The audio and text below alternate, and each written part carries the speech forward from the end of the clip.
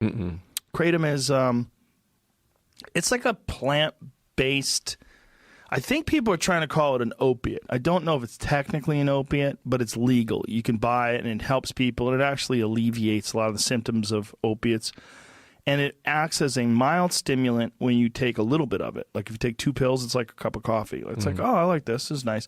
But then I said, I wonder what it's like. And I was asking a friend of mine who takes it all the time. I go, how much do you take? And he's like, I take 10 pills. I go, 10? You take 10? I'm like, what the fuck is that like? So I did it. I tried it.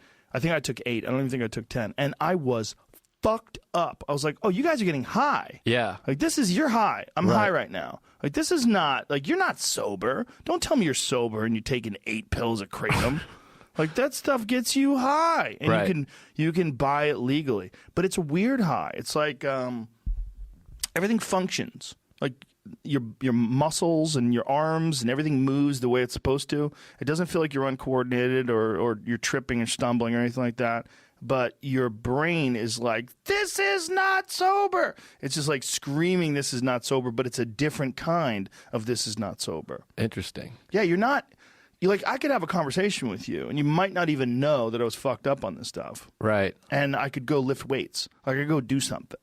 Like, it wouldn't impair. Like, you go running on that stuff. So is it like a heady buzz or like a body? It's a heady thing. Right. Yeah, it's a weird one. Like, I was really shocked at how high I got. Because I felt like, because that's what someone said. They said if you take 2 pills, it has a mild stimulant effect similar to a cup of coffee. But if you take multiple pills, then it becomes more of like a downer, or not a downer, more relaxing, more like an opiate. Right.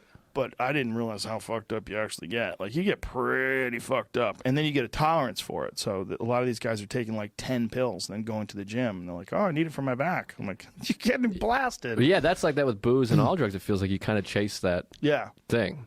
I mean, that's, yeah. Yeah, well, that's the thing, right? It's like we were talking about with smartphones, or like we were talking about with video games. Like, things get away from you. Yeah. That's part of the problem of being a comic, right? Like, all of us, there's something wrong with your brain to want to do this, right? Yeah, I think there's definitely some sort of desire. There's some attention you didn't get somewhere. Something went wrong. You're upset about it. And so when you're not on stage, or when you are on stage, you're trying to do something else to make you forget about that attention or affection you didn't get somewhere along the line. Yeah, it's a fucking... If you can harness it, though, like that, I didn't get enough attention, it can be super beneficial. It gives you insight. Yeah. It'll give you motivation if you can harness it. Yeah, it's interesting to go that sort of self-reflecting and therapy, or whatever your method is, or people do it with mushrooms or whatever. But that introspective of like, oh, those moments where you're like, I'm mentioning about Kratom. Are you familiar with this? I'm on it right now. Oh wow. Yeah, I just took some. I fucked my knee up the other day. I did something, and it's been stiff and painful. So I iced it before I came here, and then I just took 6 of them. See what happens. Wow. I took 10 once. Oof. 10 10 1-gram pills? capsules? Or Yeah. I don't know how much. I don't material. know. Can you grab that? I'll tell you exactly what's in it. But now I get why people might think it's a drug. What is a drug? Yeah, for sure. But when I took 4, I was like, well, I took 2 for the first time I took it. I took 2, and a couple times I took 2, and I'm like, this is like a mild stimulant. But then when you get into the range of 8 to 10 pills, it's like, oh, this will fuck you up. This stuff. The stuff I take is Urban Ice Organics, and see, it says take 2. It doesn't say the amount of material in the capsule. What does it say there? 750 milligrams. Okay. So not quite a gram. Not quite a gram. All right. That seems like a reasonable amount. But they always construct these things in these ridiculous, dramatic oppositions. Like it was me versus a woman whose son had died of some kratom-associated overdose. And, you know, it turns into a thing like, well, what do you have to say to this woman whose son died? It's like, I don't know. You know, there are people that die from caffeine overdoses as well. It's tragic that this happens. Have people died from this? Yes. How much do you have to take?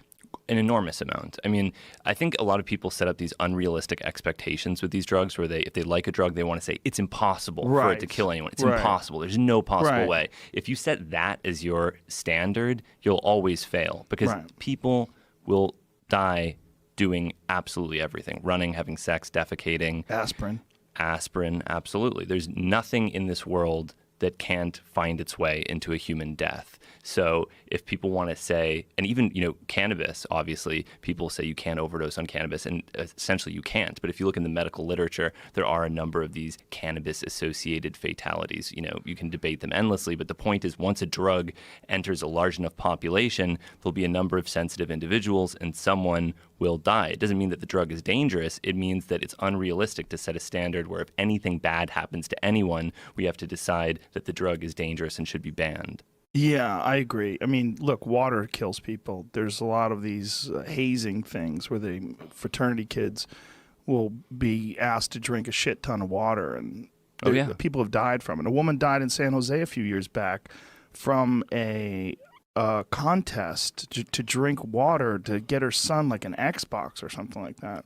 Yeah. Yeah, I mean, there's a lot of things that are lethal, but the LD50 for cannabis is like, you literally have to smoke your body weight or something, right? It's something crazy. It would be very difficult. Yeah, but it doesn't mean that you couldn't get so high that you did something really stupid and wind up dying. Right. Yeah, especially dependent upon the person and the biological variabilities. Right, exactly. And I think it's also just a sort of a bad road to go down. People always want to emphasize the safety of things, but in my opinion, safety isn't the point.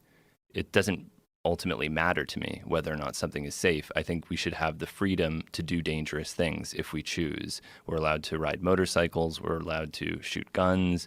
You're allowed to go skydiving and bungee jumping. All those things carry risks, but it's assumed that any adult that does them is aware of those risks. Yeah, I couldn't agree more. I mean, it's also if the society that we live in was just you and I, we were the only two people alive. Who are you to tell me what I can do or me to tell you what you can do? It's ridiculous. And so when you have grown adults, telling a grown adult who's informed what they can and can't do, then it becomes a question of children. Well, then it becomes an education issue, and it becomes a parental issue. I mean, it's just, you can't lie to your children about the effects of certain drugs, because then they're not going to believe you about the actual dangerous ones. Right. And this is, of course, reflected in the so-called opioid epidemic. Yes. Right now. Yes. There's endless finger pointing. Everyone wants to find a culprit that's behind all of it. And the easiest person to blame, of course, are pharmaceutical companies, because everybody hates pharmaceutical companies, so why not blame them? Right.